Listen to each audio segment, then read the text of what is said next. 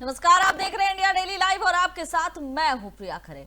और आइए अब बुलेटिन के रुख करते हैं बड़ी खबर के साथ। महिला क्रिकेटरों को बड़ी सौगात मिली है। बीसीसीआई ने घरेलू मैच फीस में 2.5 गुना बढ़ोतरी कर दी है। महिला क्रिकेटरों को अब सम्मान मिलेगा। मैच फीस जो है वो 20,000 से सीधे 50,000 रुपए प्रतिदिन कर दिया गया है। घरेलू महिला क्रिकेटरों की मैच फीस में अब ऐतिहासिक बढ़ोतरी हुई है।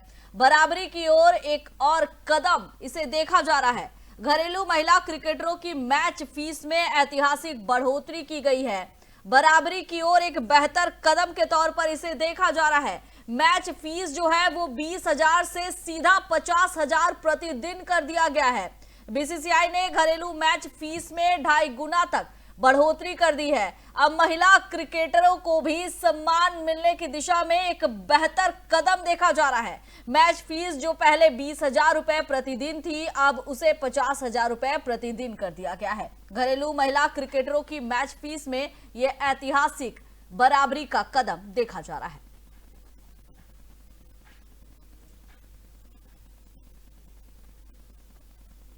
और दिल्ली से बड़ी खबर, प्रधानमंत्री नरेंद्र मोदी ने पूर्व प्रधानमंत्री और भारत रत्न चौधरी चरण सिंह को उनकी जयंती पर श्रद्धांजलि दी। पीएम मोदी ने ट्वीट कर कहा कि चौधरी चरण सिंह ने अपना पूरा जीवन समाज के वंचित वर्गों के कल्याण के लिए समर्पित कर दिया।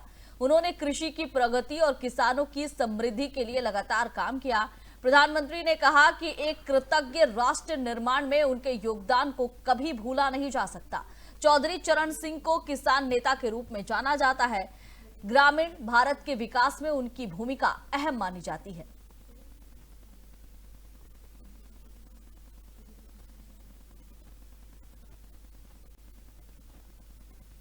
लखनऊ में आज पूर्व प्रधानमंत्री चौधरी चरण सिंह की जयंती बड़े धूमधाम से मनाई जा रही है। इस अवसर पर मुख्यमंत्री योगी आदित्यनाथ ने किसानों को ट्रैक्टर की चाबी सौंपकर उन्हें बड़ी सौगात दी है।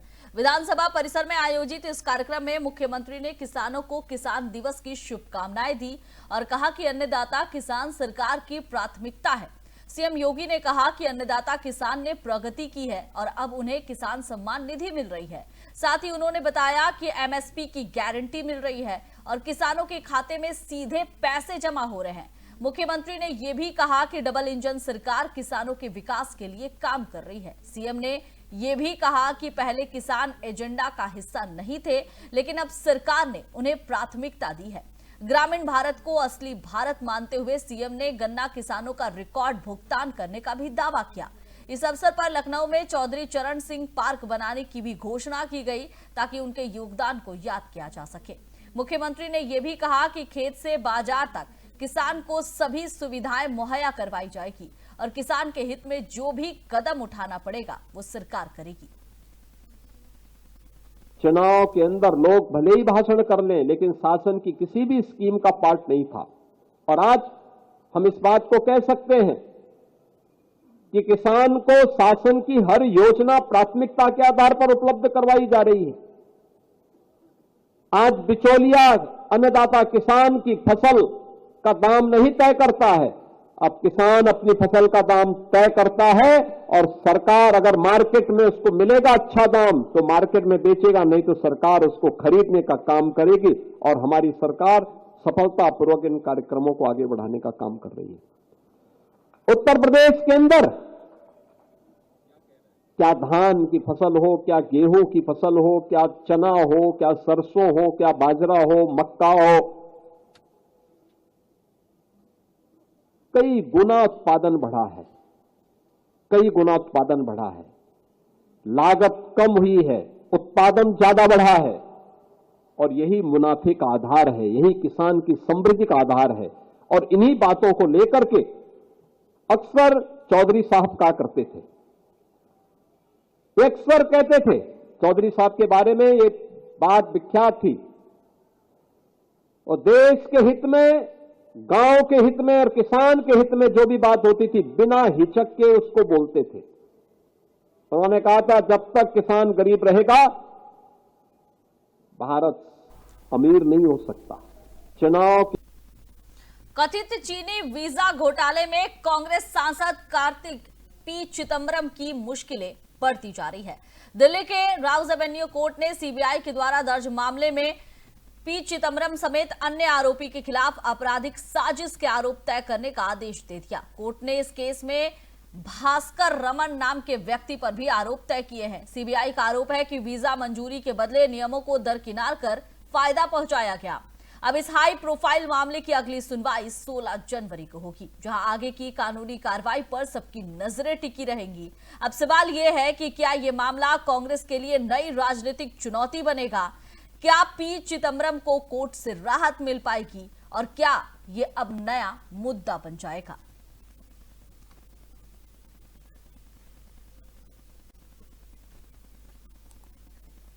समाजवादी पार्टी ने कफ सिरप विवाद को लेकर एनडीए सरकार पर बड़ा हमला बोला है। पार्टी ने लखनऊ स्थित अपने कार्यालय के बाहर बड़े बड़े होर्डिंग्स लगाकर केंद्र सरकार को घेरने की कोशिश की है। इन होर्डिंग्स में सवाल उठाया गया है कि देश में बच्चों की मौत से जुड़े कफ सिरप मामले में जिम्मेदार कौन है और जनता की सेहत से खिलवाड़ पर सरकार कब जवाब देगी। समाजवादी पार्टी का आरोप है कि सरकार की लापरवाही के कारण घटिया दवाएं बाजार में पहुंची और अब तक दोषियों पर सख्त कार्रवाई नहीं हुई। पार्टी नेताओं का कहना है कि यह सिर्फ प्रशासनिक चूक नहीं बल्कि आम जनता की जान से जुड़ा एक गंभीर मामला है। वहीं एनडीए की ओर से अभी तक इन होर्डिंग्स पर कोई आधिकारिक प्रतिक्रिया सामने नहीं आई है।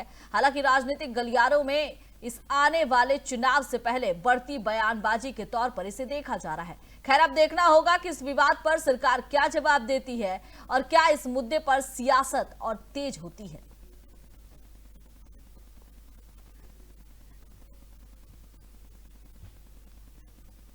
अशांत बांग्लादेश में अल्पसंख्यक बंगाली हिंदू दीपू चंद्र दास की पीट कर जिंदा जलाने की घटना से पूरी दुनिया गुस्से में नजर आ रही है। कई जगहों पर विरोध प्रदर्शन हुआ और इसका असर पश्चिम बंगाल में भी देखा गया। दीपू दास की मौत का विरोध कर रहे वीएचपी कार्यकर्ताओं ने सोमवार को सिलीगुड़ी के बीचों बीच सेवक रोड पर बने बांग्लादेश वीजा एप्लीकेशन सेंटर को बंद करा दिया। इस घटना से सिलीगुड़ी शहर में बहुत ज्यादा तनाव हो गया है। पिछले हफ्ते बांग्लादेश के भालुका से एक गारमेंट फैक्ट्री के कर्मचारी दीपू चंद्र दास को भीड़ के द्वारा मारा गया, सड़क पर लटकाकर जिंदा जला दिया गया। इस घटना का वीडियो सामने आने के बाद बांग्लादेश के अंतरिम सरकार और उसके चीफ एडवाइजर मोहम्मद यूनुस के खिलाफ दुनिया भर में गुस्सा भड़क गया है। यूनुस की भूमिका पर भी सवाल उठ रहे हैं। हालांकि जैसे ही पश्चिमी मीडिया ने इस घटना की बुराई करना शुरू किया, बांग्लादेशी पुलिस प्रशासन ने 7 लोगों को गिरफ्तार कर लिया। लेकिन क्या ये काफी है, ये सवाल बना हुआ है। इस स्थिति में पश्चिम बंगाल के लोगों ने भी अब बांग्लादेश में अल्पसंख्यकों पर लगातार बढ़ती अशांति और अत्याचार के खिलाफ अपनी आवाज उठानी शुरू कर दी है।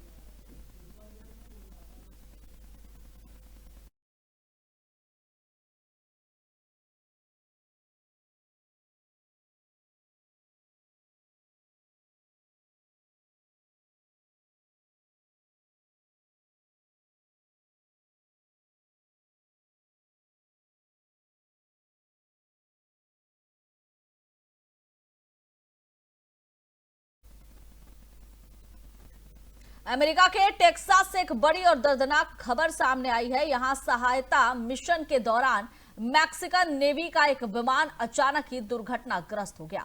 इस हादसे में 5 लोगों की मौत की पुष्टि हुई है।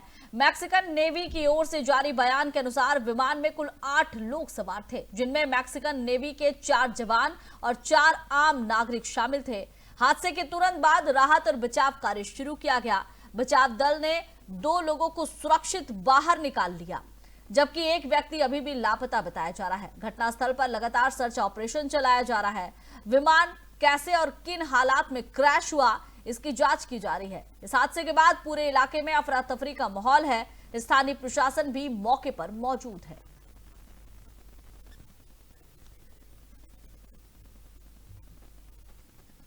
अमेठी जिला के मुसाफिर खाना कोतवाली क्षेत्र से गुजरने वाले लखनऊ वाराणसी राष्ट्रीय राजमार्ग पर बीती रात भीषण सड़क दुर्घटना हुई, जिसमें एक साथ कई गाड़ियां आपस में टकरा गई। इस टक्कर में 2 लोगों की मौत हो गई, जबकि 16 लोग घायल हुए हैं।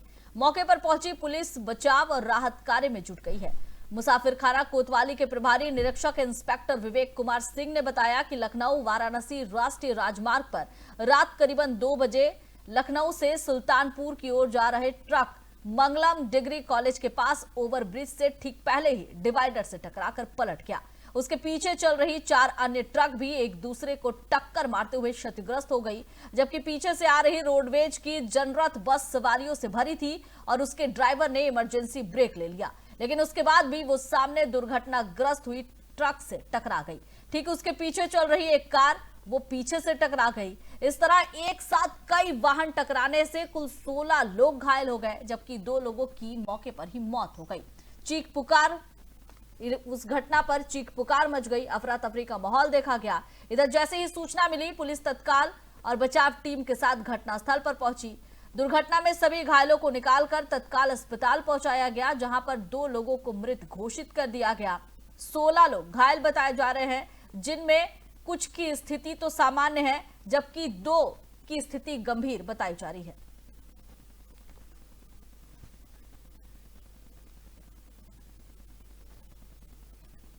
दिल्ली एनसीआर में खराब मौसम के कारण रेल यातायात प्रभावित हो रहा है। ऐसे में रेलवे ने यात्रियों से अपील की है कि वो ट्रेन का स्टेटस देखकर ही यात्रा करें। उत्तर भारत में पड़ रहे घने कोहरे के कारण ट्रेनों की रफ्तार पर ब्रेक लग रहा है। दिल्ली में अभी भी 5 दर्जन ट्रेनें निर्धारित समय से लेट हैं। कुल 55 ट्रेन देरी से चल रही है और 4 ट्रेन के मार्ग को परिवर्तित कर दिया गया है। घने कोहरे के कारण दिल्ली में राजधानी और दुरंतो जैसी ट्रेनें भी 8 से 10 घंटे की देरी से चल रही है। ऐसा ही हाल उत्तर भारत की और भी राज्यों का है। उत्तर प्रदेश, पंजाब, हरियाणा और हिमाचल प्रदेश में कोहरे के कारण ट्रेन सेवा पर असर पड़ रहा है। कई ट्रेन देरी से अपनी मंजिल तक पहुंच रही है। दूसरी ओर भारत मौसम विभाग ने 5 राज्यों के लिए कोहरे का अलर्ट जारी किया है, यानी ट्रेन सेवा आने वाले दिनों में और भी प्रभावित रहने वाली है।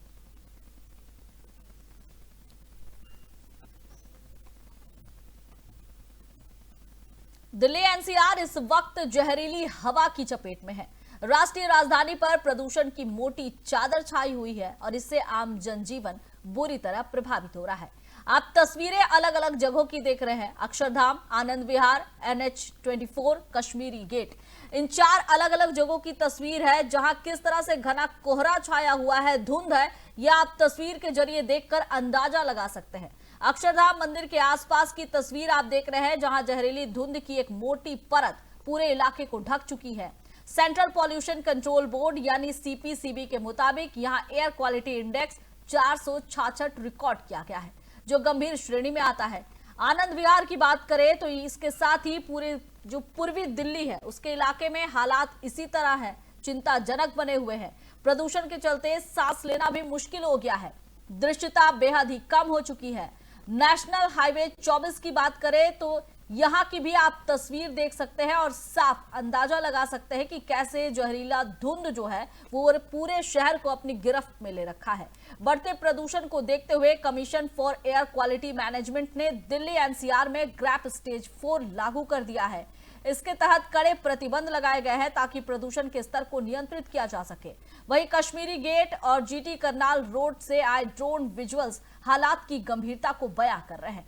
घना कोहरा और स्मॉग मिलकर विजिबिलिटी को लगभग 0 तक ले आए हैं और इससे सड़क यातायात पर भी असर पड़ा है। प्रशासन की ओर से लोगों को अनावश्यक बाहर निकलने से बचने, मास्क पहनने, सावधानी बरतने की अपील की गई है। दिल्ली की हवा फिलहाल बेहद ही खतरनाक स्तर पर बनी हुई है।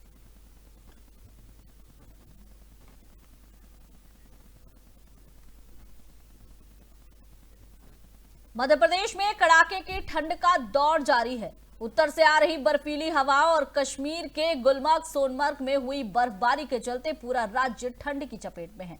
हालात ये है कि कई जिले शीतलहर की चपेट में है, तो वहीं कई जिलों में भारी कोहरा भी छाया हुआ है। इससे विजिबिलिटी बेहद कम हो गई है। दतिया और रीवा में दृश्यता मात्र 50 मीटर तक भी नहीं बची है।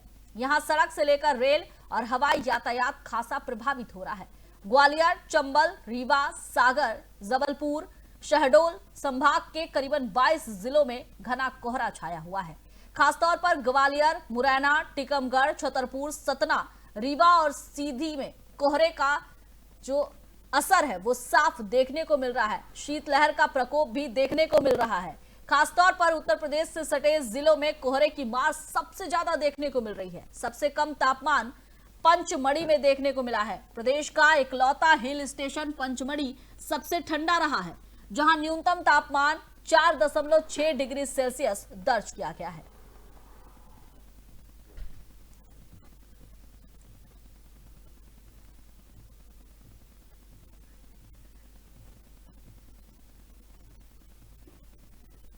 कश्मीर में बर्फबारी और बारिश ने लोगों की मुश्किलें बढ़ा दी है। अचानक बढ़ रहे ठंड ने ठिठुरन बढ़ा दी है। घाटी में ठिठुरन का असर साफ देखा जा रहा है। स्थानीय मौसम विभाग के अनुसार ऊपरी इलाकों में बर्फबारी और मैदानी इलाकों में बारिश के कारण कश्मीर में न्यूनतम तापमान बढ़ गया है और इससे श्रीनगर में सर्दी की सबसे गर्म रात मानी जा रही है। मौसम विभाग के अधिकारियों ने बताया कि श्रीनगर में न्यूनतम तापमान 4 डिग्री सेल्सियस था, जो सामान्य से 6 डिग्री ज्यादा था।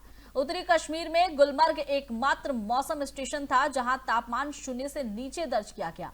यहां पारा -1.5 डिग्री सेल्सियस पर रहा, जो साल के इस समय के लिए सामान्य से 5 डिग्री ज्यादा है। बाकी मौसम स्टेशनों, जिसमें दक्षिण कश्मीर के अनंतनाग जिले का पहलगाम भी शामिल है, यहां न्यूनतम तापमान 2.5 डिग्री सेल्सियस और 3.5 डिग्री सेल्सियस के बीच दर्ज किया गया। न्यूनतम तापमान में बढ़ोतरी क्षेत्र में आसमान में बादल छाए रहने के कारण हुई है।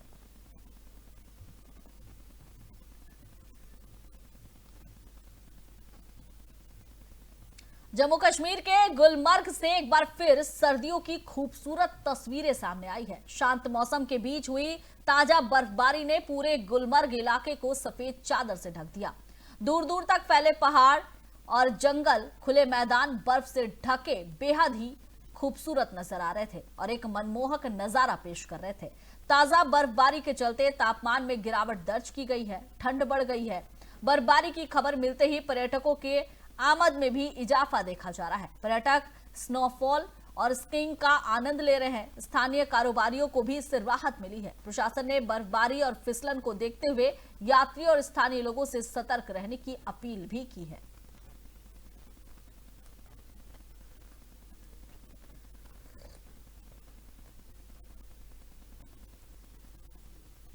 दिल्ली से बड़ी खबर सामने आई है, जहां घने कोहरे और खराब मौसम की वजह से राजधानी इंदिरा गांधी अंतर्राष्ट्रीय एयरपोर्ट पर फ्लाइट ऑपरेशन बुरी तरह से प्रभावित हुआ है।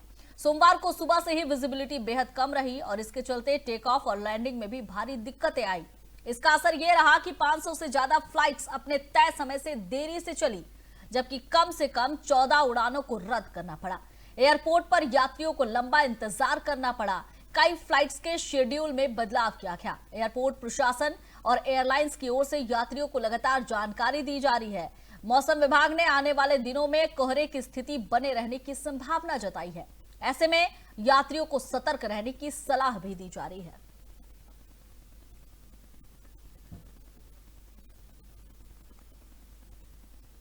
राजधानी दिल्ली में घने कोहरे और कड़ाके के ठंड के बावजूद कर्तव्य पथ पर गणतंत्र दिवस के रिहर्सल पूरी गंभीरता और अनुशासन के साथ जारी है। सुबह के समय विजिबिलिटी काफी कम रही, लेकिन इसके बावजूद सेना, अर्धसैनिक बल, पुलिस और अन्य परेड टुकड़ियों के जवान पूरे जोश के साथ अभ्यास में जुटे रहे। परेड की टाइमिंग, मार्च पास्ट और सांस्कृतिक झांकियों की तैयारियों को बारीकियों से परखा जा रहा है।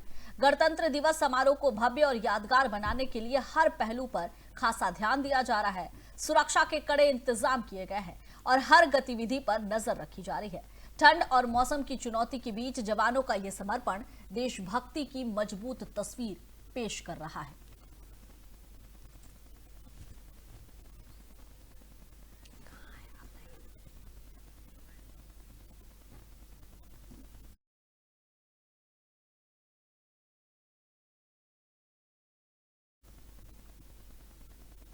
फिलहाल इस बुलेटिन में बस इतना ही। आप देखते रहिए इंडिया डेली लाइव। नमस्कार।